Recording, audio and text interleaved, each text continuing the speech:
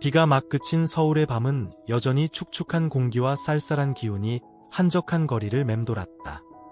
박민주는 검은색 제네시스 G90 운전석에 앉아 핸들을 가볍게 두드리고 있었다. 강남 사거리의 신호등은 아직 붉은색이었다. 그는 방금 5성급 호텔에서 열린 호화로운 환영회를 떠나온 참이었다. 그곳은 값비싼 양주, 형식적인 악수, 그리고 지루한 축사로 가득했다. 자정이 가까워지자 거리는 잠잠해지기 시작했고 유란한 엔진 소리를 내며 쏜살같이 지나가는 오토바이 몇 대만이 간간히 보일 뿐이었다. 민주는 한숨을 쉬며 밀려오는 졸음을 쫓아내려 애썼다. 그때 갑자기 똑똑하고 오른쪽 차창을 세차게 두드리는 소리에 그가 깜짝 놀라 돌아보았다. 흠뻑 젖은 머리의 얼굴은 흑투성이인 작은 여자아이가 차창 밖에 서 있었다. 앙상한 두 손으로 연신 창문을 두드리는 아이의 두 눈은 극도의 공포로 커져 있었다. 어깨 부분이 찢어진 옷에 흙이 잔뜩 묻은 얇은 슬리퍼 차림은 마치 악몽에서 막 도망쳐 나온 듯했다. 아저씨, 저 좀 살려주세요. 누가 저를 쫓아와요. 아이의 목소리는 거친 숨소리에 섞여 가늘게 떨렸고 천천히 내려가는 차창 틈으로 간신히 새어나왔다. 민주는 몇 초간 얼어붙었다. 신호가 파란불로 바뀌자 뒷차에서 유란하게 경적이 울렸다. 타! 그가 소리쳤다. 여자아이는 망설임 없이 뒷문을 열고 사냥꾼에게 쫓기는 작은 고양이처럼 좌석으로 뛰어들었다. 민주는 엑셀을 밟았고 차는 앞으로 빠르게 질주하며 희미한 가로등 불빛이 비치는 사거리를 뒤로했다. 백미러로 길모퉁이에 몇몇 사람의 그림자가 어른거리는 것을 언뜻 보았지만 피곤한 눈이 만들어낸 환영인지 실제 사람인지는 확실치 않았다. 괜찮니? 어디 다친 데는 없고? 그가 약간 떨리는 목소리로 물었다. 여자아이는 몸을 잔뜩 웅크린 채 앉아 있었다. 마치 자신을 최대한 작게 만들려는 듯했다. 아이의 눈에는 형언할 수 없는 공포가 서려 있었다. 한참 동안 침묵하던 아이가 나지막이 말했다. 제 이름은 박서연이에요. 나쁜 사람들한테 쫓기고 있었어요. 그 사람들이 저를 납치하려고 했어요. 박서연. 너무나 흔한 이름이라 민주는 미처 아무것도 연관 짓지 못했다. 하지만 거울을 통해 아이의 눈을 보았을 때 그는 등골이 오싹해지는 것을 느꼈다. 무언가 아주 익숙한, 마치 오래된 기억이 되살아나는 듯한 느낌이었다. 나쁜 사람들이라니, 누굴 말하는 거니? 그들이 누군지 아니? 민주는 애써 침착함을 유지하며 물었다. 서연은 숨을 길게 들이쉬고는 작지만 단호한 목소리로 말했다. 아저씨가 제 아빠예요. 차가 도로 한가운데서 급정거했다. 민준이 브레이크를 잘못 밟은 것이었다. 그의 손이 심하게 떨렸다. 뭐라고? 아저씨가 제 아빠라고요. 서연은 그에게서 눈을 떼지 않았다. 틀림없어요. 제 엄마는 이수진 씨예요. 10몇 년 전에 엄마가 아저씨랑 같이 살았대요. 민주는 망연자실했다. 이수진. 그 이름은 비수처럼 그의 기억을 파고들었다. 수진은 한때 그가 가장 사랑했던 여자였다. 그들은 마포의 낡은 다리 근처 작은 자취방에서 함께 살았다. 하지만 수진이 아이를 지웠다고, 그에게 얽매이고 싶지 않다고 말했을 때 모든 것이 끝났다. 그때 그는 사업을 일으키느라 정신이 없었다. 내 엄마가 수진이라고? 하지만 내 엄마는 아이를 지웠다고 했는데. 아니에요. 서연이 고개를 저었다. 눈물이 흐르기 시작했다. 엄마는 저를 낳아서 혼자 키웠어요. 엄마가 만약 무슨 일이 생기면 아저씨를 찾아가라고 했어요. 아저씨만이 저를 도와줄 수 있는 유일한 사람이라고요. 민주는 마치 꿈결에 빠진 듯했다. 의심, 당혹감, 그리고 약간의 후회가 뒤섞인 복잡한 감정이 밀려왔다. 그는 헤어지던 날 수진의 눈빛을 떠올렸다. 조용했지만 단호했던 눈빛. 이제 그녀의 딸, 아니 어쩌면 자신의 딸이 바로 등 뒤에 앉아 있었다. 서연아, 내 엄마는 지금 어디 있니? 그의 목소리가 거에 갈라져 나왔다. 잡혀갔어요. 그 사람들이 집에 와서 다 부수고 엄마가 저보고 밖으로 도망치라고 했어요. 그때부터 지금까지 계속 도망쳤어요. 민주는 몸을 돌려 아이를 바라보았다. 집이 어딘지 기억하니? 마포구요. 낡은 다리 근처 골목 안쪽이에요. 그의 마음속에 거센 파도가 일었다. 마포구. 그가 수진과 함께 살았던 곳. 낡은 다리. 비 오는 날 오후면 함께 손잡고 거닐던 곳. 모든 것이 낡은 필름처럼 되살아났다. 알겠다. 우선 우리 집으로 가자. 그가 한숨을 쉬며 핸들을 꽉 잡았다. 무서워하지 마. 아저씨가 있잖니. 차는 성북동의 고급 빌라촌을 향해, 아니 올림픽대로로 접어들었다. 민주는 아내와 함께 살고 있었다. 백미러 속 서연은 여전히 불안과 공포에 휩싸인 눈빛으로 조용히 앉아 있었다. 민주는 앞으로 어떤 미래가 펼쳐질지 알 수 없었지만 한 가지는 확실했다. 오늘 밤 그의 인생은 완전히 다른 길로 접어들었다는 것을. 차는 고급 빌라 단지 입구를 천천히 통과했다. 가로등 불빛이 마치 길을 안내하는 고요한 별처럼 일정하게 배열되어 있었다. 박민주는 백미러로 서연을 보았다. 아이는 여전히 뒷좌석에 몸을 웅크린 채 날고해진 작은 배낭을 꼭 껴안고 있었다. 피곤했지만 긴장감을 감추지 못한 눈빛이었다. 경비원은 민준의 차를 보자마자 허리 숙여 인사하며 감히 아무것도 묻지 못했다. 그들에게 민준은 이 지역 최고 부자 중 한 명일 뿐만 아니라 부동산 투자 업계에서 막강한 영향력과 발언권을 가진 인물이었다. 차는 왼쪽으로 꺾여 3층짜리 빌라의 지하 차고로 들어갔다. 민준은 시동을 끄고 서연을 돌아보았다. 내릴 수 있겠니? 집에 가서 씻고 좀 쉬어. 무슨 일이든 내일 다시 얘기하자. 서연이 고개를 끄덕이고 문을 열고 내렸다. 그때서야 그는 아이의 발이 온통 긁히고 상처투성인 것을 발견했다. 어떤 곳은 피가 맺혀 있기도 했다. 아마 좁은 골목이나 날카로운 물건 위를 뛰어 도망치다 다친 모양이었다. 민주는 아내인 최 여사, 최지연가 이 갑작스러운 존재를 알지 못하도록 서연을 뒷문으로 데리고 들어갔다. 결혼 이후 최 여사는 민준이 과거, 특히 그의 삶을 스쳐 지나간 여자들에 대해 언급할 때마다 예민한 반응을 보이곤 했다. 잠깐만 기다리렴. 그가 나지막이 말하고는 위층으로 올라가 현재 호주로 유학 간 아내의 딸, 최유진이 입던 낡은 옷 몇 벌을 가져왔다. 그는 작은 침대와 책장, 그리고 욕실이 딸린 1층의 작은 방을 서연에게 내주었다. 수건, 목욕용품, 옷을 건네준 후 그는 무거운 마음으로 돌아섰다. 서연이 씻는 동안 그는 식탁에 조용히 앉아 레드와인 한 잔을 따랐지만 오늘따라 와인 맛이 유난히 썼다. 그의 머릿속에는 수백 가지 질문이 떠돌았다. 수진, 한때 그를 미치게 했던 여자. 그가 성공을 좇아 그녀를 떠났을 때 그는 단지 미래를 선택하는 것이라고 생각했다. 하지만 그녀가 아이를 낳았다는 사실, 그리고 그 아이가 지금 이 집에 낯선 사람으로 와 있다는 사실을 그는 전혀 알지 못했다. 복도에서 슬리퍼 끄는 소리가 들려왔다. 머리카락이 아직 젖은 서연이 그에게 다가왔다. 재워주셔서 감사해요, 아저씨. 민주는 부드러운 목소리로 고개를 끄덕였다. 아니다. 내가 한 말, 내 엄마 이야기는 내가 다 이해하려면 시간이 좀 필요할 거야. 하지만 만약 그게 사실이라면 내가 너에게 정말 많은 빚을 진 거다. 서연은 말없이 그를 바라보았다. 눈망울이 촉촉했다. 뭐 좀 먹을래? 가정부 아주머니께 따뜻한 것 좀 해달라고 할까?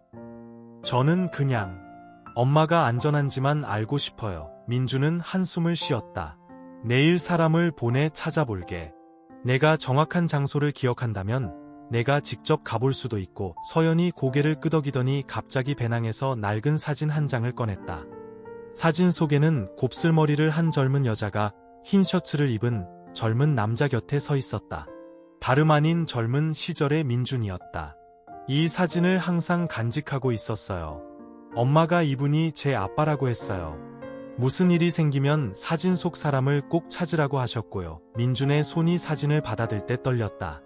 그때 수지는 그와 함께 사진 찍기를 한사코 거부했지만 그가 계속 조르자 마지못해 한번 응해주었다. 그녀가 지금까지 그 사진을 간직하고 있을 줄이야. 그는 사진을 탁자 위에 내려놓고 조용히 말했다. 이제 쉬렴. 될 일은 어떻게든 되겠지. 다음날 아침, 민주는 아내가 깨기 전에 일찍 일어났다. 그는 서둘러 서재로 들어가 강 실장이라는 남자에게 전화를 걸었다. 강 실장은 그를 위해 민감한 일들을 처리해주는 사람이었다. 강 실장, 이수진이라는 사람 좀 알아봐주게. 마포구 낡은 다리 근처에 산다는데 최대한 빨리. 네, 알겠습니다. 제가 직접 가볼까요? 그래, 직접 가보게. 화재 신고를 받고 주민 점검차 나왔다고 하고 아무도 의심하지 않게 전화를 끄는 그는 잠시 멍하니 앉아 있었다. 잠시 후 거실로 돌아오니 서연이 식탁에 앉아 가정부가 차려준 빵 몇 조각을 먹고 있었다. 아이는 그가 만났던 다른 아이들과 달리 예의 바르고 조용했다. 얼마 후 그의 전화가 울렸다. 강 실장이었다. 사장님, 그 쪽방촌에 와봤습니다. 방은 텅 비어 있고 문은 부서져 있습니다. 동네 사람들 말로는 어젯밤에 옛 남자들이 와서 문을 부수고 고함치는 소리가 들렸는데 그 후로는 아무도 못 봤다고 합니다. 수진 씨가 어디론가 끌려간 것 같습니다. 아무도 정확히는 모릅니다. 주변의 CCTV는? 네, 지금 확인 중입니다. 그런데 옆방 할머니 말씀으로는 수진 씨가 빚이 좀 있어서 사채업자들이 와서 잡아간 것 같다고 합니다. 민준의 심장이 거세게 뛰었다. 그는 목소리를 낮춰 말했다. 이 정보 절대 새어나가지 않게 하게. 내가 처리할 테니. 서연이 무언가 감지한 듯 그를 바라보았다. 엄마가 잡혀가신 거예요, 아저씨? 그는 바로 대답하지 않았지만 그의 눈빛은 단호해졌다. 약속하마. 내 엄마를 꼭 찾아올게. 어디에 있든 무슨 수를 써서라도. 서연은 살짝 고개를 끄덕였지만 눈가에는 이미 눈물이 그렁그렁했다. 아이는 그가 우는 모습을 보지 않으려 고개를 돌렸다. 한편 돈과 지위의 정점에 서 있던 그는 처음으로 마음이 이토록 무거워지는 것을 느꼈다. 그 순간 그는 자신의 인생이 이제 이전과는 같지 않을 것임을 알았다. 바로 그날 아침, 민주는 수진을 찾는 단 한 가지 일에 집중하기 위해 모든 중요한 회의에서 빠졌다. 그는 안산의 건설 계약건을 관리자에게 임시로 맡기고 싱가포르 고객과의 업무 약속을 미루었으며 언론과의 모든 연락을 끊었다. 이전에는 한 번도 없었던 일이었다. 옛날 여자 하나 찾겠다고 모든 일을 다 내팽개칠 작정이에요? 아내 최 여사가 텅 빈 그의 일정을 보고 물었다. 아무나 옛날 여자인 건 아니오. 그가 단호한 눈빛으로 대답했다. 최 여사가 눈을 가늘게 떴다. 그럼 그 아이는 누군데요? 민주는 잠시 침묵하다 말했다. 내 딸이오. 그 대답은 마치 최 여사에게 강타를 날린 것 같았다. 그녀는 소리치거나 울부짖지 않았다. 단지 바닥이 갑자기 기울어진 것처럼 한 걸음 뒤로 물러섰을 뿐이었다. 당신 딸이라고요?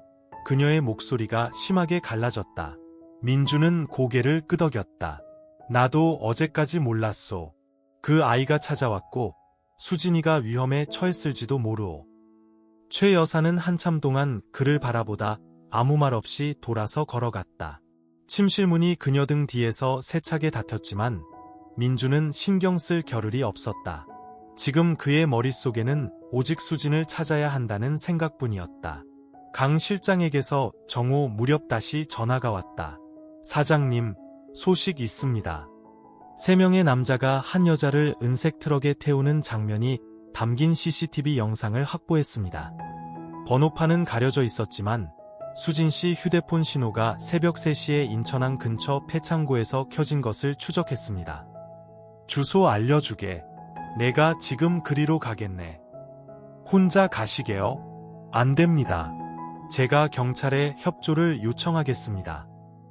하지만 그 전에 내가 먼저 가봐야겠네. 집을 나서기 전 민주는 거실에 들렀다. 서연이 낡은 책을 읽고 있었다. 얼굴은 여전히 걱정스러웠지만 한결 차분해진 모습이었다. 집에 있거라. 아저씨가 내 엄마 찾으러 간단다. 서연이 벌떡 일어섰다. 저도 같이 갈래요. 안 돼, 위험한 일이야. 무섭지 않아요. 가야 해요. 엄마가 저를 보면 이겨낼 힘이 생길 거예요. 민주는 결의에 찬 아이의 눈빛을 보았다. 마침내 그는 한숨을 쉬며 고개를 끄덕였다. 좋다. 하지만 차 안에 가만히 있어야 한다. 아저씨가 허락하기 전에는 절대 나오면 안 돼. 차는 인천항 근처 폐창고를 향해 질주했다. 그곳은 한때 조폭들의 아지트였지만 수년 동안 버려진 곳이었다. 한낮의 햇살은 뜨거웠지만 차 안은 얼음장처럼 차가웠다. 서연은 손잡이를 꽉 잡고 창밖을 뚫어지게 바라보았다. 아저씨, 엄마가 예전에 그랬어요. 만약 나중에 엄마한테 무슨 일이 생기면 아저씨가 엄마 대신 저를 지켜줄 거라고요. 그때는 이해 못했는데 이제 알 것 같아요. 민주는 핸들을 꽉 잡았다. 걱정 마라. 내 엄마는 괜찮을 거야. 약속한다. 목적지에 도착하자 패창고가 을씨년스럽고 황량하게 모습을 드러냈다. 사람 그림자 하나 보이지 않았다. 민주는 시동을 끄고 서연에게 가만히 앉아있으라고 당부한 뒤 차에서 내렸다. 그는 무너진 복도를 따라 걸으며 작은 소리 하나 놓치지 않으려 귀를 기울였다. 갑자기 어느 방 안에서 희미한 비명소리가 들려왔다. 살려주세요. 누구 없어요? 그는 달려가 썩은 나무 문을 발로 차 부쉈다. 그의 눈앞에는 수진이 있었다. 머리는 헝클어지고 두 손은 새기둥에 묶여 있었으며 입가는 멍들어 있었다. 방 안으로 빛이 들어오자 그녀의 눈이 커지며 놀라움을 금치 못했다. 민준 씨. 민주는 황급히 달려가 묶인 밧줄을 풀었다. 겁에 질린 얼굴이었다. 수진 씨, 나예요. 괜찮아요? 당신, 정말 와줬군요. 수진이 흐느꼈다. 눈물이 쏟아졌다. 정말, 못 살 줄 알았어요. 바로 그때 등 뒤에서 목소리가 들려왔다. 내가 뭘 했어? 그 대기업 사장님이 기어코 찾아올 거라고. 민준이 휙 돌아보았다. 문신을 한 남자 셋이 다가오고 있었다. 그중 하나는 어른 팔뚝만 한 나무 몽둥이를 들고 있었다. 너희들 뭘 원해? 민준이 소리쳤다. 돈. 아주 많은 돈. 대머리 남자가 음흉하게 웃었다. 내 놈은 재벌이니까 여자 하나 몸값으로 몇십억 정도는 아깝지 않겠지? 민준은 한 걸음 앞으로 나섰다. 그의 눈빛에는 전혀 두려움이 없었다. 돈은 줄 수 있다. 하지만 이 모녀에게 손끝 하나라도 댔다가는 너희들은 이 땅에 발붙일 곳이 없을 줄 알아라. 용문신을 한 남자가 서로 눈짓을 하더니 몽둥이를 휘두르려 했다. 하지만 바로 그 순간 멀리서 사이렌 소리가 요란하게 울려 퍼졌다. 경찰이 들이닥친 것이다. 손에 든 무기 내려놔. 당신들은 포위됐어. 대머리 남자가 몽둥이를 내던지고 돌아서 도망치려 했지만 즉시 제압당했다. 나머지 일당도 모두 체포되어 꼼짝없이 묶였다. 민주는 수진에게 다가가 그녀를 품에 안았다. 이제 괜찮아. 내가 왔어. 밖에서는 서연이 엄마가 나오는 것을 보자마자 달려왔다. 아이는 엄마에게 매달려 목 놓아 울었다. 엄마, 무서웠어요. 우리 딸, 착하다. 엄마 괜찮아. 민주는 서로 부둥켜안은 모녀를 바라보았다. 마음속에서 무언가가 녹아내리는 듯했다. 수년 만에 처음으로 그는 자신이 옳은 일을 했다는 것을 느꼈다. 저녁 노을이 지고 마지막 햇살이 멀리 보이는 고층 빌딩 위로 희미해질 무렵 제네시스는 다시 천천히 패창고를 떠났다. 차 안은 이상할 정도로 조용했다. 단지 가벼운 숨소리와 간간이 들리는 낮은 흐느낌만이 전부였다. 서연은 엄마 손을 꼭 잡고 가운데 앉아 있었다. 수지는 여전히 지치고 여기저기 멍이 들었지만 길고 긴 악몽에서 벗어난 듯 눈빛은 한결 부드럽고 편안해져 있었다. 박민주는 백미러로 모녀를 흘깃 보고는 낮은 목소리로 말했다. 우선 우리 집으로 가서 좀 쉬어. 괜찮아지면 앞으로 어떻게 할지 천천히 얘기합시다. 수지는 조용히 고개를 끄덕였다. 그녀는 아직 말을 많이 하진 않았지만 민준을 향한 눈빛은 달라져 있었다. 예전처럼 원망스럽지 않았고 감사함과 망설임이 뒤섞인 형언할 수 없는 무언가가 담겨 있었다. 그날 저녁 식사는 무거운 분위기 속에서 차려졌다. 가정부 김씨가 최 여사에게 물었다. 사모님, 식사 안 하세요? 안 해. 그녀는 짧게 대답하고는 여전히 2층 창밖을 뚫어지라 바라보았다. 창밖으로는 민준과 수진, 그리고 서연이 식사하는 거실에 불빛이 보였다. 된장찌개, 나물, 그리고 제육볶음뿐인 소박한 식사였지만 서연에게는 지난 1년 동안 먹었던 그 어떤 음식보다 맛있었다. 감사합니다. 아저씨, 아이가 나지막이 말하며 제육볶음 한 점을 엄마의 밥그릇에 놓아주었다. 그렇게 어려워할 것 없다. 민준이 미소를 지었다. 이제부터 내가 너희 모녀를 지켜줄 테니. 수진이 고개를 들었다. 목소리가 가늘게 떨렸다. 민준 씨, 옛날 일, 당신 원망하지 않아요. 그때는 제가 아이를 가지면 당신 발목을 잡을까 봐 두려웠어요. 아니, 그가 그녀의 말을 끊으며 고개를 저었다. 잘못은 나에게 있어. 내가 너무 이기적이었지. 내 아이가 있다는 걸 알게 되고도 그 아이가 그렇게 오랫동안 궁핍하게 살도록 내버려뒀으니. 서연은 두 어른을 바라보았다. 모든 이야기를 다 이해하지는 못했지만 그 순간 엄마 마음속 깊은 상처 하나가 아물고 있다는 것을 느낄 수 있었다. 그날 밤 민주는 자기 방에서 잠 못 이루고 뒤척였다. 창밖으로 바람이 살며시 커튼을 스쳤다. 그는 휴대폰을 열어 낡은 앨범을 뒤적이며 젊은 시절 사진들을 넘겨보았다.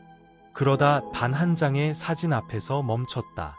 마포의 낡은 다리 한쪽 구석에 해바라기 꽃다발을 들고 서 있는 수진의 모습이었다.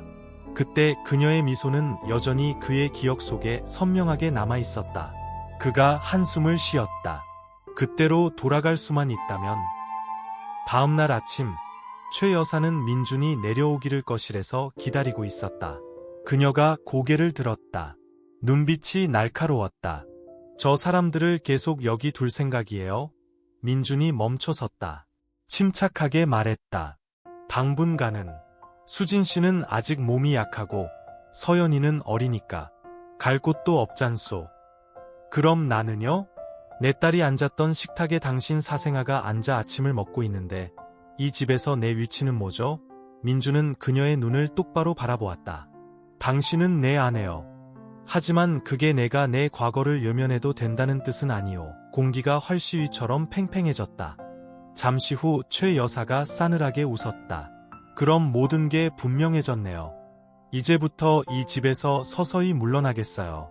당신을 힘들게 하진 않겠지만 당신 과거와 함께 살 거라고 기대하진 말아요. 이 이야기는 며칠 만에 호주에 있는 그녀의 딸 유진에게까지 전해졌다. 유진은 그날 저녁 바로 영상통화를 걸어왔다. 아빠, 장난하는 거예요? 웬 사생아를 데려와서 엄마를 이렇게 힘들게 해요? 유진아, 일이 내 생각처럼 간단하지 않다. 그 아이는 내 동생이다. 아니에요. 그런 동생 없어요. 전 동생 같은 거 필요 없어요. 동생 맞아. 그리고 그 아이는 아무 잘못도 없어. 화면이 뚝 끊겼다. 민주는 망연히 앉아 있었다. 모든 것이 쉽지 않으리라는 것을 알았지만 가치 있는 일치고 쉬운 일은 없다는 것도 알고 있었다. 며칠 후 민주는 몰래 변호사를 만나 유언장을 다시 작성했다. 서연에게 돌아갈 재산 부분을 명확히 기재하고 어떤 일이 있어도 아이가 25세까지 제대로 교육받을 수 있도록 보장하는 특별 조항을 넣었다. 변호사가 물었다. 확실하십니까?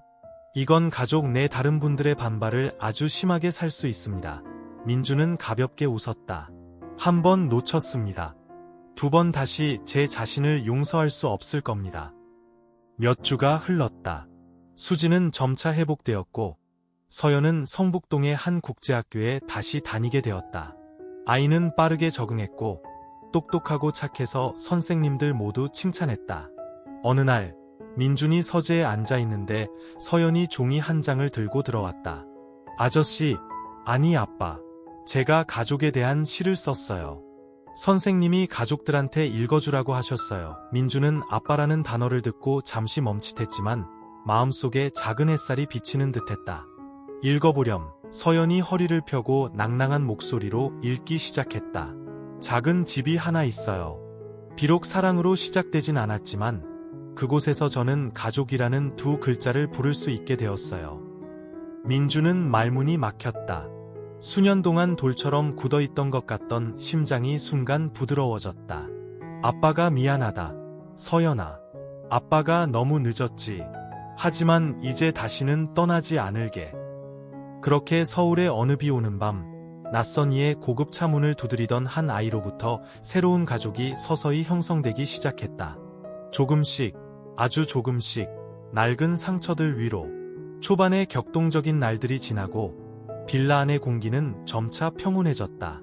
최 여사는 더 이상 집에 자주 나타나지 않았지만 여전히 박민준의 아내라는 명목상의 역할은 유지했다. 가끔 짐을 가지러 오거나 개인적인 일을 처리하기 위해 가정부를 만났지만 수진이나 서연에게는 한마디도 건네지 않았다. 한편 박민준은 매일 아침 서연을 학교에 데려다주고 나서야 회사로 향했다. 딸과 함께하는 시간은 낯설었지만 따뜻함으로 가득했다. 차 안에서 딸이 학교 친구들 이야기를 조잘거리는 것을 듣고 있노라면 마치 자신의 젊은 시절 일부를 다시 사는 듯한 기분이 들었다. 어느 날 오후 그가 사무실에 앉아 있는데 전화벨이 울렸다. 강 실장이었다. 사장님, 드릴 말씀이 있습니다. 수진 씨 납치 사건 배후가 단순한 사채업자가 아닌 것 같습니다. 그들은 김도식이라는 인물과 연관되어 있습니다. 용산 일대에서 활동하는 큰손 사채업자인데 사장님의 옛 사업 파트너 몇몇과 간접적인 거래가 있었던 자입니다. 박민준은 미간을 좁혔다. 자네 말은 누군가 의도적으로 나를 노렸을 가능성이 있다는 건가? 정확합니다. 누군가 사장님을 깎아내리거나 가족 문제에 발목 잡히게 해서 허점을 이용하려 한 것으로 의심됩니다. 그의 마음속의 검은 구름 한 조각이 드리워졌다. 그는 투자업계가 정중한 악수만으로 이루어지지 않는다는 것을 알고 있었다. 수천억짜리 프로젝트 뒤에는 무수한 음모와 함정이 도사리고 있었다. 하지만 지금 그를 가장 걱정시키는 것은 프로젝트가 아니라 수진 모녀의 안전이었다. 자네가 좀 더 주시해주게. 특히 그 김도식이라는 녀석을. 알겠습니다. 하지만 사장님도 조심하십시오. 간단한 상대가 아닙니다. 그날 밤 박민준은 늦게 귀가했다. 집에 들어서자 서연은 숙제를 하고 있었고 수진은 부엌에서 저녁 식사를 준비하고 있었다. 아싸요? 수진이 미소를 지으며 손을 닦고 다가왔다. 오늘 무슨 음식 하길래 이렇게 향긋하지? 어죽이요. 예전에 당신이 좋아했던 거. 박민준은 잠시 멈칫했다. 기억 하나가 밀려왔다. 두 사람이 작은 자취방에 살던 시절. 수진은 그가 피곤해서 돌아올 때마다 그 음식을 해주곤 했다. 그 시절 그들에게는 진실한 감정 외에는 아무것도 없었다. 기억해요? 수진이 물었다. 기억나. 아주 똑똑히. 그들은 함께 저녁을 먹었다. 미사여구는 필요 없었다. 서로를 바라보는 눈빛과 미소만으로도 방 안 전체를 따뜻하게 데우기에 충분했다. 식사 후 박민준이 서재로 들어가니 서연이 예쁜 공책에 시를 베껴 쓰고 있었다. 뭐 하니? 그가 물었다. 엄마가 예전에 썼던 시들을 옮겨 적고 있어요. 엄마가 예전에 잡지에 투고하려고 시를 썼었는데 아무도 실어주지 않았대요. 제가 간직하고 싶어서요. 박민준이 다가가 한 구절을 읽어보았다. 만약 어느 날 내가 기다릴 사람 하나 없다면, 그의 여름 소나기로부터 돌아올 사람 하나 없다면. 그의 마음이 내려앉았다. 아빠 생각엔 그런 사람이 있는 것 같은데 서연이 이해한 듯 고개를 들었다. 누구요? 아빠? 그가 아이의 머리를 쓰다듬으며 미소 지었다. 바로 아빠지. 다음 날 출근 준비를 하던 박민준은 휴대폰으로 온 익명의 문자 메시지에 발길을 멈췄다. 만약 그 여자와 계집애를 계속 집에 두면 당신은 모든 것을 잃게 될 것이다.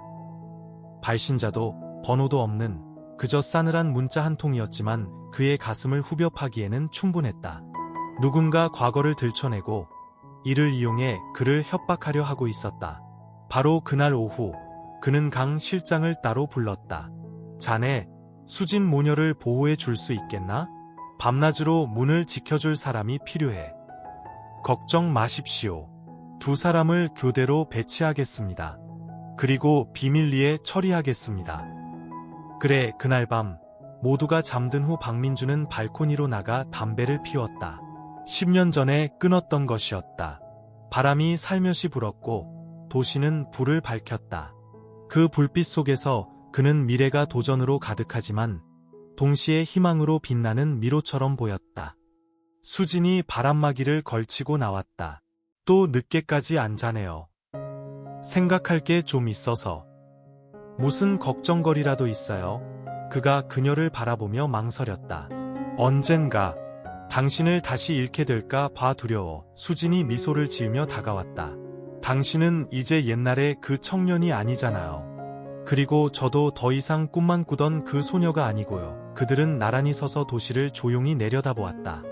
그 침묵 속에서 그들은 시간은 되돌릴 수 없지만 미래는 언제나 다시 시작할 수 있다는 것을 알았다.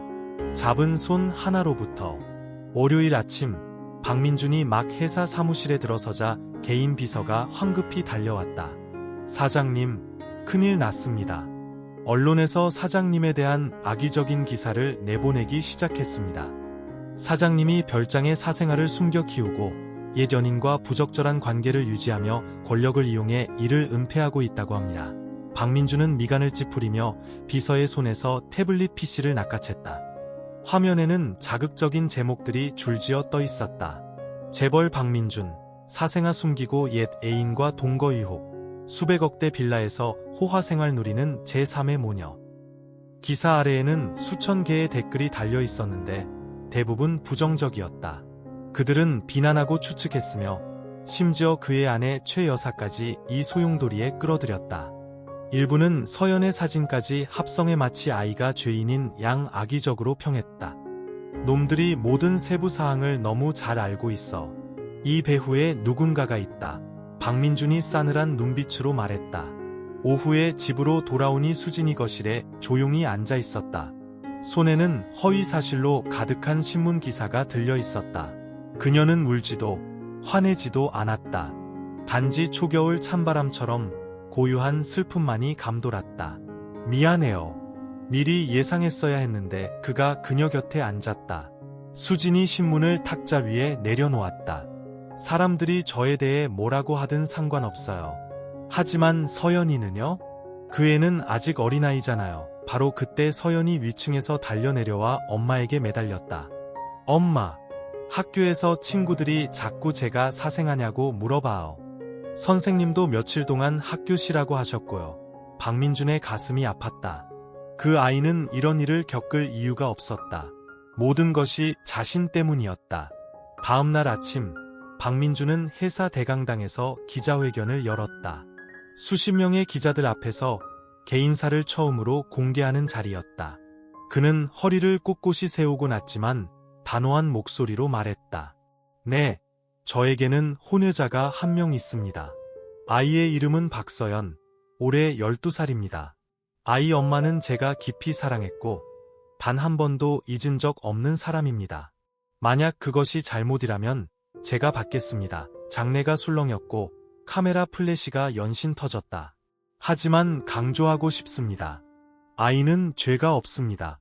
아이는 그렇게 태어나고 싶어서 태어난 것이 아닙니다. 소셜미디어에 떠도는 비아냥과 모욕은 여러분은 지금 한 아이에게 상처를 주고 있는 겁니다. 그가 잠시 말을 멈추고 청중 전체를 훑어보았다. 제 선택에 대한 모든 책임은 제가 지겠습니다. 하지만 어른들의 싸움에 아이를 끌어들이지 마십시오. 그 기자회견은 엇갈린 여론을 불러일으켰다. 일부는 여전히 박민준을 공격하며 이름값을 높이려는 수라고 주장했지만 대부분은 점차 태도를 바꾸기 시작했다. 그들은 그를 잘못을 인정할 줄 아는 아버지, 과거를 회피하지 않는 남자로 보기 시작했다. 특히 서연은 많은 격려를 받았고 학교 선생님들도 적극적으로 개입하여 아이가 다시 잘 적응하도록 도왔다. 어느 늦은 오후, 박민준은 서연을 데리고 집 근처 공원에 나갔다. 부녀는 나무 벤치에 앉아 지나가는 사람들을 바라보았다. 서연이 나지막이 말했다. 아빠, 예전부터 물어보고 싶은 게 있었어요. 뭔데, 딸? 만약 그날 엄마가 아빠를 찾지 않았다면 지금 아빠는 저희를 기억했을까요? 그 질문에 박민준은 목이 메었다. 그는 고개를 숙여 딸의 눈을 똑바로 바라보았다. 아빠는 모르겠다. 어쩌면 아니었을지도 몰라. 하지만 내가 그날 밤 아빠 차 문을 두드렸을 때 아빠는 더 이상 외면할 수 없다는 걸 알았단다. 서연이 그의 어깨에 머리를 기댔다. 아빠 용서했어요. 아주 오래전에요. 그날 밤. 박민주는 낡은 수첩을 다시 펼쳐빈 페이지에 적었다. 아이에게는 완벽한 아버지가 필요한 것이 아니다. 아이를 버리지 않는 아버지가 필요한 것이다. 하지만 모든 것이 안정되어 가는 듯했을 때 강 실장에게서 전화가 왔다. 사장님, 큰일입니다. 김도식이 방금 체포되었는데 그놈이 자백했습니다. 누군가 그에게 납치극을 꾸미고 허위 사실을 유포하도록 사주했다고 합니다. 그 사람은 과거 사장님께 강변 신도시 입찰 경쟁에서 밀렸던 사업가입니다. 무슨 수를 써서든 사장님을 끌어내리려고 한 겁니다. 박민주는 눈을 감고 한숨을 쉬었다. 결국 꼬리가 잡혔군.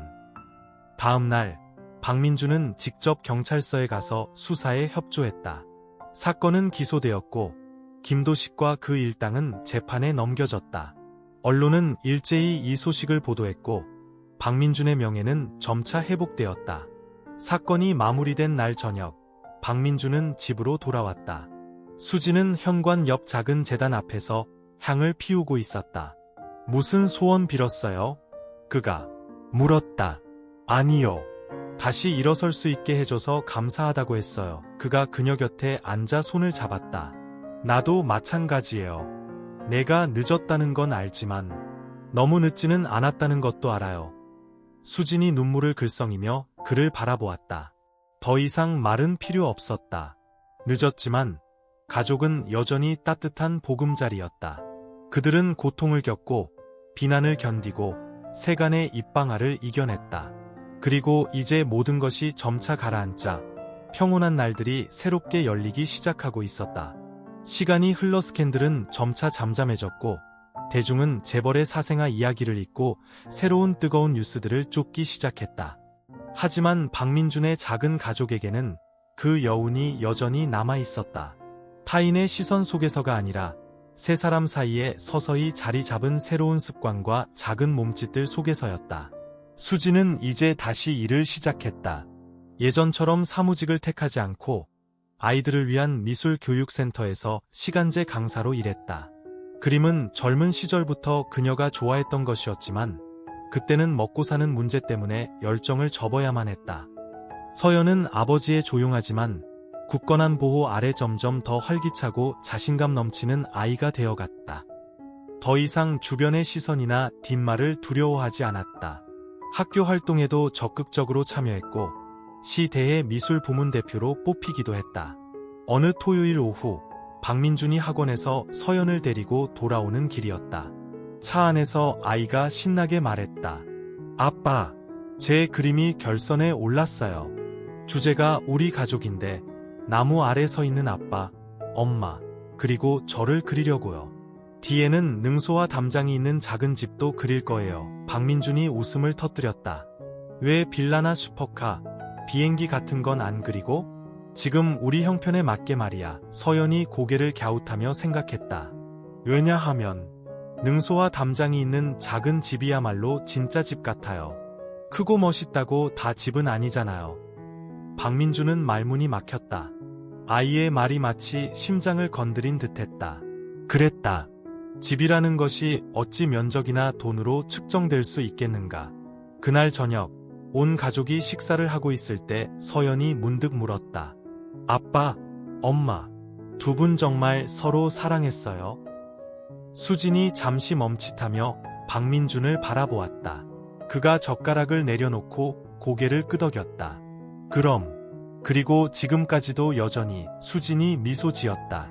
풋풋한 젊은 연인의 수줍은 미소가 아니라 풍파를 다 겪고 난 후의 평온한 미소였다.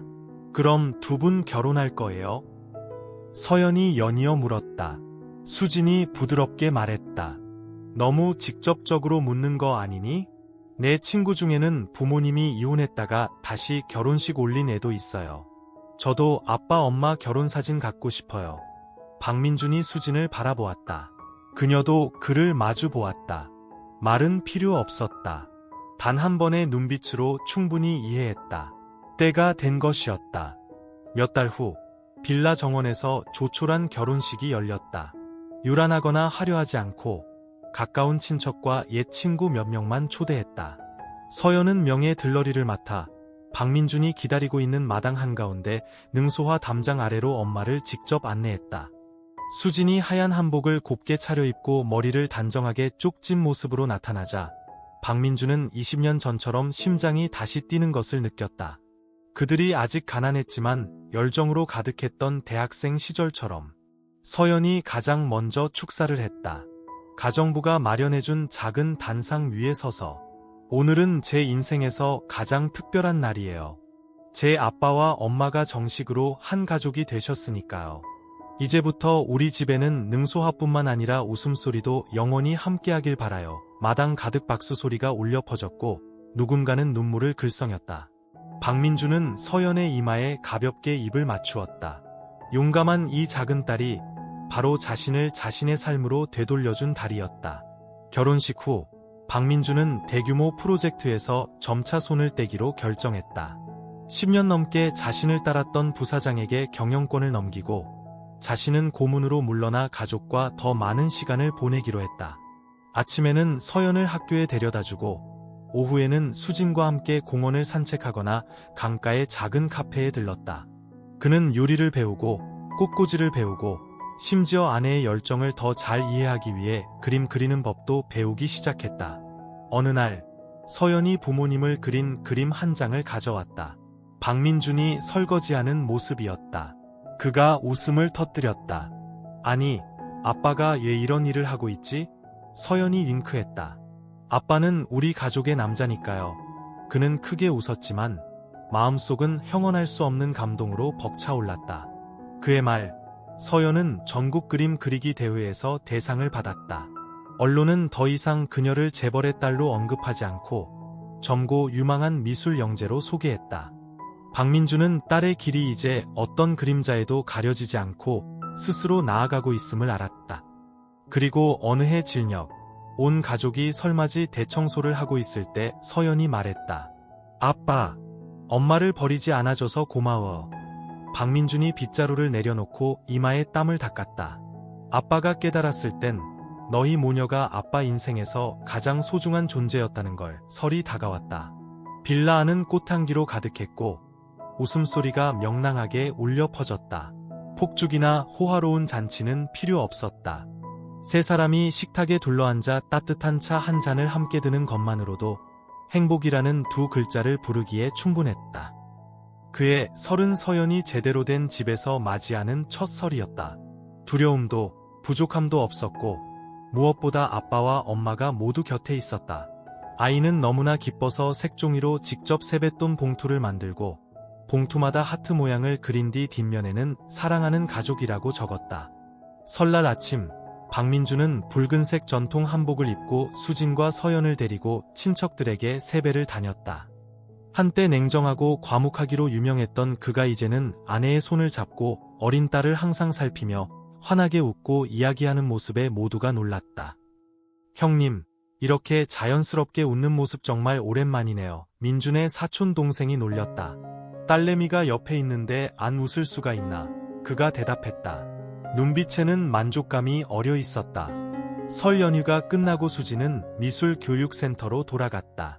그녀의 학생들은 점점 늘어났고 많은 학부모가 그녀가 재벌의 아내라서가 아니라 인내심 있고 영감을 주는 그녀의 교수법 때문에 찾아왔다. 그녀는 학생들에게 종종 작은 이야기들을 들려주곤 했다.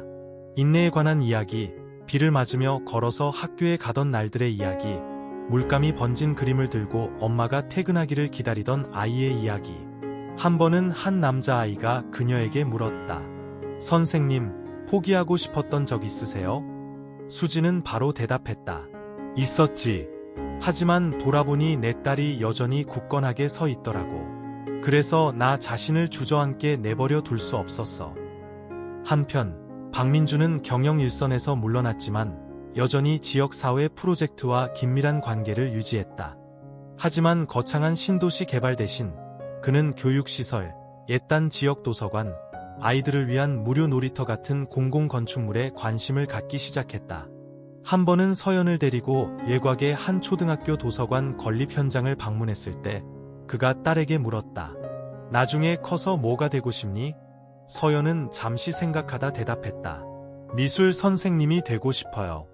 하지만 가능하다면 가난한 친구들을 위해 무료로 가르치고 싶어요. 왜 그렇게 선택했니? 왜냐하면 저는 아무것도 없었지만 여전히 배우고 그리고 살 수 있었으니까요. 박민주는 딸의 손을 가만히 잡았다. 그의 눈빛에는 한낮의 햇살보다 더 빛나는 무언가가 있었다. 어느 날 가족끼리 대화하던 중 서연이 직접 만든 카드 한 장을 꺼냈다. 카드에는 세 사람, 박민준과 수진, 그리고 자신이 파란색 대문이 있는 작은 집 앞에 서 있는 모습이 그려져 있었다. 지붕 위에는 집은 마음이 다시 시작되는 곳이라는 글귀가 적혀 있었다. 박민주는 카드를 들고 나지막이 말했다. 이건 평생 간직할게. 4월, 온 가족에게 뜻밖의 소식이 전해졌다. 서연이 싱가포르의 한 대형 미술센터에서 3개월간 진행되는 미술 교육 과정에 전액 장학금을 받고 참여하게 된 것이었다. 그것은 그녀가 예전에 인터넷으로 작품을 제출했던 국제대회 결과였다. 수지는 딸이 아직 어려서 혼자 예국에 가는 것을 걱정했지만 박민주는 오히려 격려했다. 우리가 아이를 강하게 키웠으니 이제 아이가 밖으로 나가 자신감을 가질 때요. 서연도 망설였다. 집이 너무 그리울 것 같아요. 하지만 가고 싶기도 해요. 가난한 쪽방촌에서 살던 아이도 뭔가 해낼 수 있다는 걸 증명하고 싶어요. 서연이 떠나는 날 박민준과 수지는 공항까지 배웅 나갔다. 아이는 부모님을 꼭 껴안았다. 울지는 않았지만 눈빛이 글썽였다. 출국 심사대를 통과하기 전 서연이 돌아보며 말했다. 아빠, 엄마, 저 돌아올 때까지 기다려주세요. 세상에 우리 가족 그림을 다 그리고 나면 거실 한가운데 걸어둘 거예요. 서연이 없는 몇 달은 박민준과 수진에게 낯선 공백기였다. 그들은 갑자기 서로에게 더 많은 시간을 할애하게 되었다.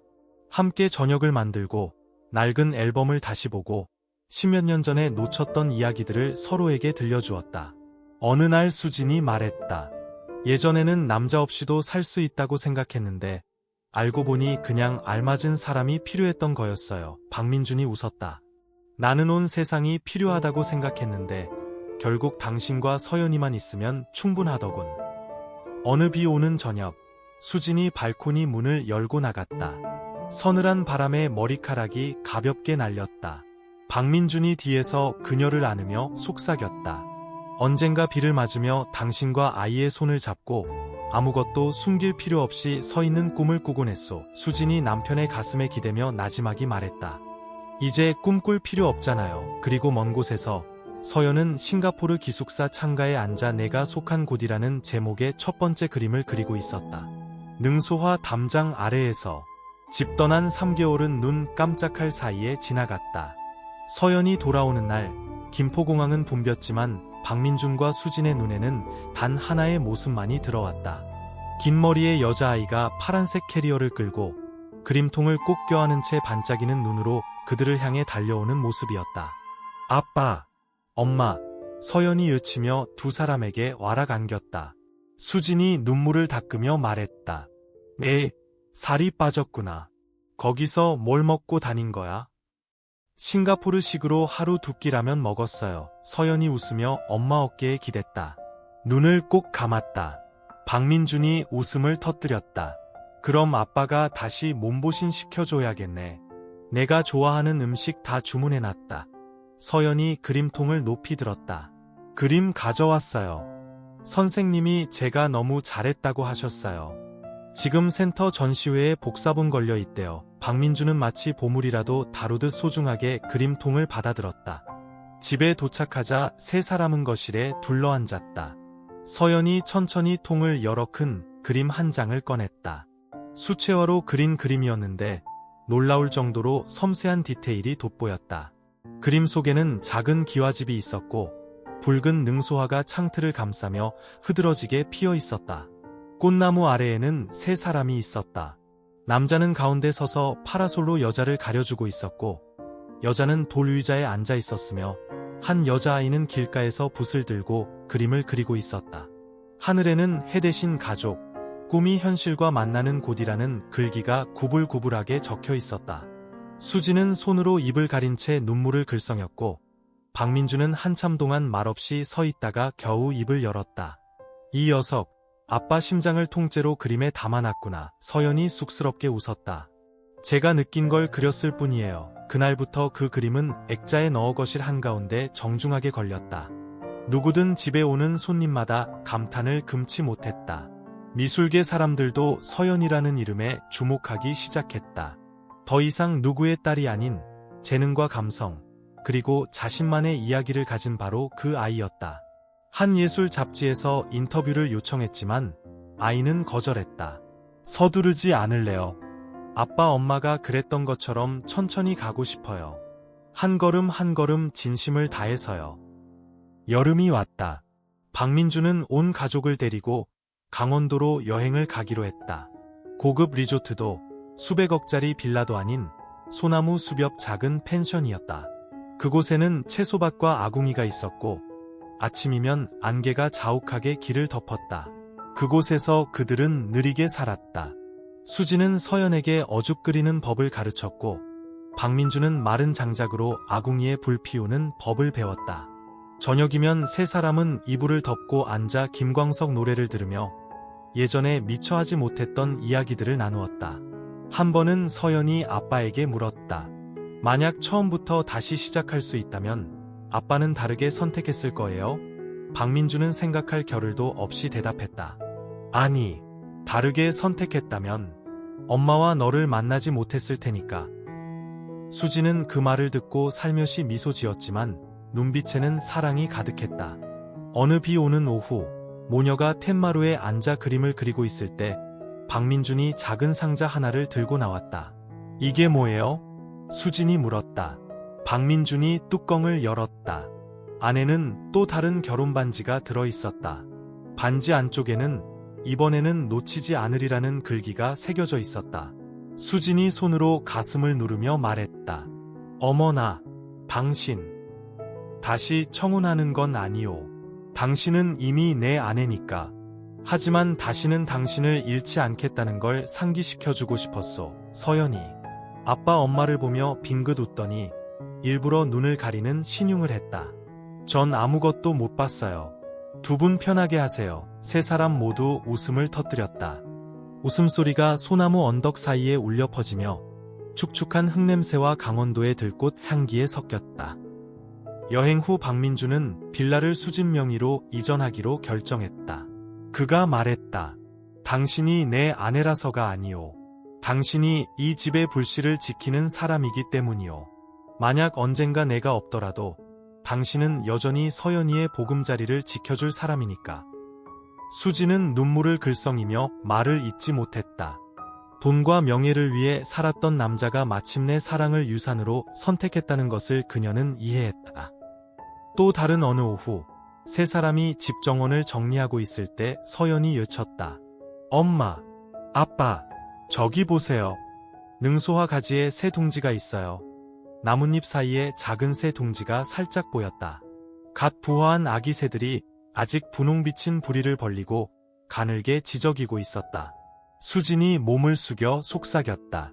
저 아이들도 이제 막 안전한 곳을 찾아 시작하려는구나. 박민준이 그녀의 어깨에 손을 얹고 나지막이 말했다. 우리 가족처럼 말이오. 그렇게 그들은 평온한 날들을 계속 살아갔다. 요란하지도 화려하지도 않았지만 충만했다. 서연은 점점 자라 그림 재능이 더욱 꽃피웠고 수지는 한 예술학교의 시간제 강사로 초빙되었다. 박민주는 여전히 가장 소박하고 집에 돌아와 문을 열었을 때 웃음소리를 들을 때 가장 행복한 남자였다. 가을이 오고 은은한 목서 향기가 골목마다 스며들었다. 능소화 담장이 드리워진 그 빌라에서 작은 가족의 삶은 그렇게 평온하게 하루하루 흘러갔다. 아무도 멈추고 싶지 않은 부드러운 음악처럼. 어느 주말 아침, 서연이 박민준에게 와락 안기며 속삭였다. 아빠, 다음 달에 학교에서 학생들 그림 전시회를 하는데 제 그림 3점이 뽑혔어요. 아빠 엄마 꼭 보러 오셔야 해요. 아빠가 꼭 약속할게. 박민준이 고개를 끄덕이며 딸의 머리를 쓰다듬었다. 잊으면 안 돼요. 지난번에는 아빠가 늦어서 저 울 뻔했다고요. 수진이 웃음을 터뜨렸다. 아빠 뭘 탓하니? 그때 아빠는 엄청 바쁜 대기업 총수였고 지금은 그냥 전업주부 할아버지일 뿐인데. 어허, 지금 아빠는 전담 남편의 전임 아빠라고. 박민준이 일부러 엄한 목소리를 냈다. 온 가족이 함께 웃음을 터뜨렸다. 그날 밤 서연이 위층으로 잠자리에 들 준비를 하러 올라간 후 박민준은 책장 아래 나무 서랍을 열어놨고 가장자리가 해진 수첩 한 권을 꺼냈다. 그 수첩은 그가 사업을 일으키며 떠돌던 시절부터 간직해온 것이었다. 첫 페이지들은 온통 지출계획, 투자 아이디어, 그리고 45세 이전에 도시 최고의 부자가 되겠다는 목표뿐이었다. 하지만 수진을 다시 만나고 서연을 얻은 후의 페이지들은 훨씬 소박한 것들로 채워져 있었다. 아이가 좋아하는 음식, 서연이가 처음 아빠라고 불렀던 날, 수진이가 다시 웃었던 날. 마지막 페이지에 그는 이렇게 적었다. 돈은 한때 나를 집 밖으로 나가게 한 것이었지만 가족은 내가 돌아오고 싶게 만드는 유일한 것이었다. 그림 전시회 날이 왔다. 학교는 작은 강당에서 간소한 기념식을 열었다. 벽에는 다채로운 그림들이 가득 걸려 있었다. 서연은 자기 그림 3점이 조명 아래 정중하게 놓인 맨 끝 구석에 서 있었다. 한 점은 집으로 가는 길이라는 제목으로 시끄러운 도시 한가운데를 낡은 사진 한 장을 들고 걸어가는 어린 소녀를 그렸다. 또 한 점은 아버지의 손이라는 제목으로 깊은 구렁텅이에서 작은 손을 잡아 끌어올리는 큰 손을 그렸다. 마지막 그림 등불을 켜는 어머니는 부엌 옆에 앉아있는 수진의 모습을 그렸는데 등 위 불빛에 얼굴이 비치고 따뜻하고 굳건한 눈빛이 인상적이었다. 수진은 그림 앞에 서서 아무 말 없이 조용히 눈물을 닦았다. 박민주는 한숨을 한 번 쉬고 딸의 어깨를 두드렸다. 정말 잘 그렸다. 정말로. 서연이 아빠를 보며 행복하게 웃었다. 제 기억을 그렸을 뿐이에요. 시기 끝나고 교장 선생님이 연설을 했다. 학생들 각자 자기만의 이야기가 있지만 색깔로 이야기를 풀어내는 학생들이 있습니다. 박서연 학생이 바로 그런 학생 중 하나입니다. 이 학생은 단지 그림을 그린 것이 아니라 한 가족의 여정을 그린 것입니다. 모두가 박수를 쳤고 박민주는 눈물을 감추지 못했다. 그날 밤 가족은 늦게 귀가했다. 서연은 아버지의 손 그림을 꼭 껴안고 침대 옆에 두었다. 이건 전시회에 기증 안 할 거예요. 이 그림은 아빠만 가질 수 있으니까요. 서연이 반짝이는 눈으로 말했다. 박민준이 목이 메인 목소리로 고개를 끄덕였다. 평생 간직할게. 한 달 후 수지는 예술 교육에 관한 워크숍에서 강연을 하게 되었다. 그녀는 슬라이드도 원고도 사용하지 않았다. 잠시 말없이 서 있다가 입을 열었다. 한 번은 딸에게 물었어요. 내 생각에 엄마가 가장 강할 때는 언제니? 아이가 대답하더군요. 엄마가 무서워서 울고 있으면서도 저를 막아줄 때요. 부모로서 우리는 완벽할 필요는 없어요. 그저 손을 놓지 않으면 되는 거예요. 시간은 그렇게 흘렀다. 그 가족은 더 이상 예대인, 사생아, 재벌이라는 꼬리표로 사람들의 입방아에 오르내리지 않았다. 그들은 단지 한 가족, 진짜 가족일 뿐이었다. 서연은 자라 미술대학에 합격했고 수지는 집에서 미술교실을 열었다. 박민주는 점점 더 소박해져서 하루 종일 정원을 가꾸고 개와 고양이를 돌보며 가끔 두 모녀에게 뒤처지지 않으려 몰래 그림을 배우기도 했다.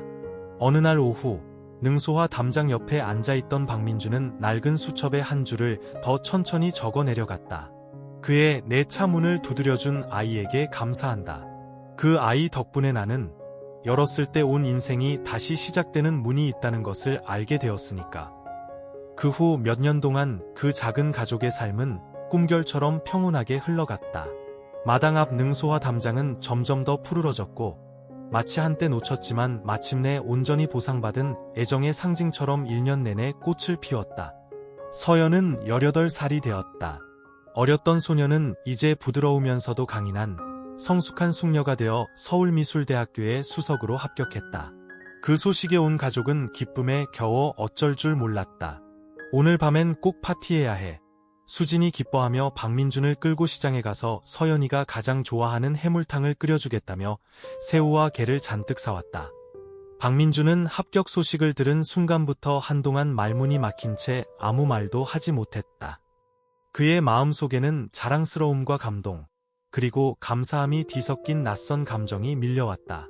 그 옛날 비 오는 밤, 자신의 차창을 두드리던 그 어린 소녀가 이제 어엿한 성인으로서 새로운 여정을 시작하게 된 것이었다. 그날 저녁, 단란한 식사 자리에서 박민주는 아인 잔을 들고 일어섰다. 아빠는 할 말이 많지 않다. 그냥 내가 자랑스럽다고 말하고 싶구나.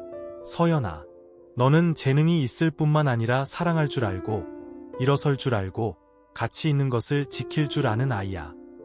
서연이 고개를 숙이며 작게 대답했다. 저도 아빠 엄마께 감사드리고 싶어요. 제가 아무도 모르는 아이였을 때도 절대 제 손을 놓지 않아주셔서요. 박민주는 웃었지만 눈가는 붉어져 있었다. 그는 수진을 향해 돌아보며 아내의 손을 잡았다. 그리고 당신이 꿋꿋하게 서연이를 지키고 인내심 있게 아이를 가르치지 않았다면 나는 오늘 같은 날을 맞이하지 못했을 거요. 수진이 그의 손을 꼭 잡았다. 눈빛이 반짝였다. 서연은 두 사람 사이에 앉아 부모님을 꼭 껴안았다. 몇 달 후, 서연은 자신감 넘치는 발걸음으로 대학교 교문을 들어섰다. 그녀는 응용미술학과를 선택했고 언젠가 예술을 통해 가족, 기업, 그리고 평범하지만 비범하게 살아가는 사람들의 이야기를 전하고 싶다는 꿈을 꾸었다. 입학 첫 해 프레젠테이션 수업에서 교수는 학생들에게 자신이 생각하는 영웅을 그림으로 표현하라는 과제를 내주었다. 서연은 오래 고민하지 않았다. 그녀는 비를 맞고 서 있는 한 남자를 그렸다. 지친 얼굴이었지만 그의 손은 한 여자아이를 보호하듯 활짝 펼쳐져 있었다. 배경 하늘은 회색조로 칠했지만 가장 밝게 빛나는 부분은 바로 그 남자의 눈빛이었다. 한때 등을 돌렸지만 마침내 제때 돌아온 아버지의 눈빛이었다. 교수가 이 사람이 누구냐고 묻자 서연은 대답했다. 제 아빠예요. 제가 가장 필요할 때 와주신 분이요. 집에 돌아온 서연은 그림을 박민준에게 선물했다. 그는 한참 동안 그림을 바라보다 딸에게 물었다. 아빠가 정말 이랬니? 아니요. 그림 속 아빠는 옛날 아빠고요. 지금 아빠는 여전히 제 슈퍼히어로예요. 박민준이 웃음을 터뜨리며 서연을 끌어안았다. 시간은 흘러 어느 날, 박민준은 의사로부터 정기검진 결과를 받았다. 심장이 예전보다 약해졌다는 것이었다. 심각한 수준은 아니었지만 의사는 충분한 휴식을 취하고 스트레스를 피하라고 권했다. 그날 그는 수진과 서연에게 아무 말도 하지 않고 집에 돌아와 능소화 담장 앞에 말없이 앉아 먼 곳을 바라보았다. 수진이 다가와 곁에 앉았다. 또 무슨 생각해요? 만약 언젠가 내가 더 이상 없다면. 수진이 가볍게 쏘아보며 말을 끊었다. 그런 말 마요. 박민준이 미소 지었다. 죽는 건 두렵지 않아. 단지 다 보상해줄 시간이 부족할까 봐 두려울 뿐이요. 수진이 그의 손을 잡고 나지막이 말했다. 당신은 이미 충분히 했어요. 그날 밤 박민준은 낡은 수첩에 한 줄을 더 적었다. 나는 한때 시간이 무한한 것처럼 살았다. 이제 나는 매일이 선물인 것처럼 산다. 그리고 다시는 그것을 낭비하지 않을 것이다. 어느 일요일 아침, 온 가족이 함께 동해 바다로 놀러 갔다.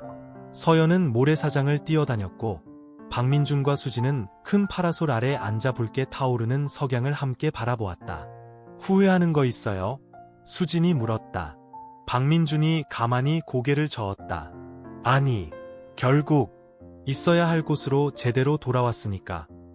바닷바람이 살며시 불었고 해는 먼 수평선 너머로 저물었다. 그리고 서연의 웃음소리가 광활한 하늘 사이에 울려 퍼졌다. 밤이 깊어지자 그들은 모래사장에 나란히 앉았다. 더 이상 말은 필요 없었다. 단지 서로 곁에 있다는 것만으로 충분했다. 왜냐하면 그들은 어떤 가족은 약속으로 시작되지 않고 포용과 놓지 않으려는 선택으로 다시 세워진다는 것을 알았기 때문이다. 그해 서연은 22살이 되었다. 우수한 성적으로 졸업한 후 그녀는 지역사회 프로젝트를 위해 벽화를 그리는 국제예술가 그룹과 협력하게 되었다. 국내에 머무는 대신 서연은 아주 멀리 떠나기로 결심했다. 떠나기 위해서가 아니라 자신의 예술적 꿈을 위한 더 많은 삶의 재료를 찾기 위해서였다. 서연이 6개월짜리 프로젝트에 참여하기 위해 이탈리아로 떠나기 전날, 박민주는 직접 딸의 짐을 챙겼다. 옷을 개고 신발을 정리한 뒤 가방에 작은 수첩 하나를 몰래 넣어주었다. 이게 뭐예요? 아빠? 서연이 궁금해했다. 내가 우리 집에 온 날부터 아빠가 쓴 일기란다. 이제 내게 줄게. 인생에서 길을 잃었던 늙은 아비의 생존 지침서라고나 할까. 서연이 그를 안고 웃었지만 눈에서는 소리 없이 눈물이 흘렀다. 서연이 떠난 후 넓고 텅 빈 빌라는 갑자기 조용해졌다. 수지는 가끔 낡은 앨범을 꺼내 서연이 아주 어렸을 때부터 아빠가 기자회견에서 딸을 보호하던 날, 그리고 능소와 담장 옆에서 열린 따뜻한 결혼식 날까지의 사진들을 하나하나 다시 보곤 했다. 박민주는 말을 많이 하지는 않았지만 그가 자주 정원에 나가 능소와 담장을 바라보거나 아무것도 하지 않고 조용히 아주 오랫동안, 때로는 오후 내내 앉아있는 것을 누구나 볼 수 있었다. 한 번은 수진이 물었다. 딸이 많이 보고 싶어요? 그가 고개를 끄덕였다. 보고 싶지. 하지만 슬프지는 않아. 아이가 정말 멋지게 살고 있다는 걸 아니까. 그러던 어느 날, 수지는 그가 책상 위에 깜빡 잊고 두고 간 수첩을 발견했다. 그녀가 펼쳐보니 마지막 줄에 이렇게 적혀 있었다. 서연이가 떠난 날, 내 마음은 텅 빈 것이 아니라 오히려 가벼워진 것 같았다. 왜냐하면 난생 처음으로 돈보다 더 큰 꿈, 가족이라는 이름의 꿈을 키운다는 것이 어떤 것인지 알았기 때문이다. 6개월 후, 서연이 귀국했다. 그녀는 미리 알리지 않았다. 어느 비 오는 저녁, 박민준이 막수진의 약을 사러 나가려고 문을 열었을 때, 낡은 털모자로 머리를 가린 한 여자가 대문 바로 앞에 서 있는 것을 보았다. 아빠, 저 왔어요. 박민준은 마치 멈춰선 듯하더니 재빨리 다가가 딸을 와락 껴안았다. 세상에, 왜 미리 말도 없이. 내 엄마 기절하겠다. 서연이 환하게 웃었다. 왜냐하면 능소와 담장에 직접 걸고 싶은 게 있었거든요. 다음날 아침 햇살 속에서 서연은 작은 도자기 풍경 하나를 꺼내 늙은 능소화 2가지 사이에 매달았다. 풍경에는 3사람이 그려져 있었다. 모자를 쓴 남자, 우산을 든 여자, 그리고 나무 아래 앉아 그림을 그리는 여자아이. 그림 아래에는 손글씨로 가족은 예고 없이 돌아오는 곳이라고 적혀 있었다. 그날 밤, 3사람은 다시 익숙한 식탁에 둘러앉아 함께 어죽을 먹었다. 처음부터 좋아했던 그 음식이었다. 박민준이 서연에게 생선살을 발라주며 일부러 엄한 목소리로 말했다. 이제 다 컸으니 따로 나가 살 생각은 없는 게나? 서연이 깔깔 웃었다. 아니요. 늙은 부모님 모시고 살려고 여기 있을 건데요. 수진이 귀엽게 흘겨보았다. 늙긴 누가 늙었다고. 아침마다 배드민턴 치고 스무디 마시는 사람이 어디 있다고. 온 가족이 웃음을 터뜨렸다. 웃음소리가 집안 가득 울려 퍼져 마당의 능소화 담장까지 날아갔다. 그곳에서는 풍경이 바람에 부드럽게 흔들리며 기억처럼 맑은 소리를 냈다. 시간은 또 흘렀지만 예전처럼 정신없이 흐르지는 않았다. 박민주는 회고록을 쓰기 시작했고 수지는 집에서 미술 교실을 열었다. 서연은 청각장애 아동들을 위해 수화와 예술을 결합하여 가르치는 시간제 강사 일을 했다. 어느 날 오후 서연이 선천적 농아인 한 여자아이에게 그림을 가르치고 있을 때 아이가 고개를 들어 서연의 손에 자기 손가락으로 글씨를 쓰고는 그림을 가리켰다. 듣지는 못했지만 서연은 바로 알아들었다. 아이는 선생님이 제 집이에요라고 말한 것이었다. 그날 집에 돌아온 서연은 박민준과 수진에게 그 이야기를 전했다. 그는 웃었지만 눈가는 글썽였다. 그럼 내가 그걸 전수했구나. 수진이 물었다. 뭐류, 여보. 내가 평생 배울 수 없을 거라고 생각했던 것. 바로 다른 사람에게 사랑받고 있다고 느끼게 하는 방법 말이오. 그날 밤 박민주는 자신의 인생 일기장 마지막 페이지에 이렇게 적었다. 한 아이가 비 오는 밤 내 차 문을 두드렸다. 그리고 나에게 문 하나를 열어주었다. 내가 들어간 곳은 방이 아니라 사랑과 속죄, 용서와 희망이 있는 세상이었다. 나는 한때 성공한 사람이었지만 아버지가 되고 남편이 되어서야 비로소 성취가 무엇인지 이해했다. 만약 누군가 나에게 후회하는 것이 있느냐고 묻는다면 나는 미소 지으며 아니라고 대답할 것이다. 나는 제때 돌아왔으니까. 능소화는 여전히 피어 있었고 그 작은 집에서는 웃음소리, 그림 그리는 소리, 풍경 소리가 영원하고 평화로운 무언의 협주곡처럼 계속 울려 퍼졌다. 방금 들으신 이야기는 단지 한때 깨졌던 가족이 다시 만나는 여정일 뿐만 아니라 인간의 마음, 포용력, 그리고 사랑의 힘에 대한 깊은 울림을 주는 협주곡이기도 합니다. 비 오는 밤, 어린 소녀가 차문을 두드리던 그 순간부터 우리는 때로는 아주 작은 행동 하나가 한 사람의 인생 전체를 바꿀 수 있다는 것을 깨닫게 됩니다. 한때 명예를 줬던 아버지는 마침내 가장 소중한 것이 은행 계좌의 숫자가 아니라 가족 식탁의 웃음소리라는 것을 이해하게 됩니다. 이 이야기는 우리에게 누구도 완벽하지 않지만 누구나 잘못을 바로잡을 기회를 가질 자격이 있다는 것을 상기시켜 줍니다. 아이, 어머니, 그리고 따뜻한 가정. 때로는 이것들이 길 잃은 사람이 돌아올 수 있도록 이끄는 희미한 빛이 되기도 합니다. 이 이야기를 들어주셔서 감사합니다. 듣고 난 후 당신의 마음이 조금이나마 가벼워지고 혈연의 정과 사람 사이의 신성한 유대감을 더욱 믿게 되기를 바랍니다. 당신의 인생에서 정말 중요한 사람들과 함께 항상 강인하고 사랑하며 행복하시기를 축복합니다.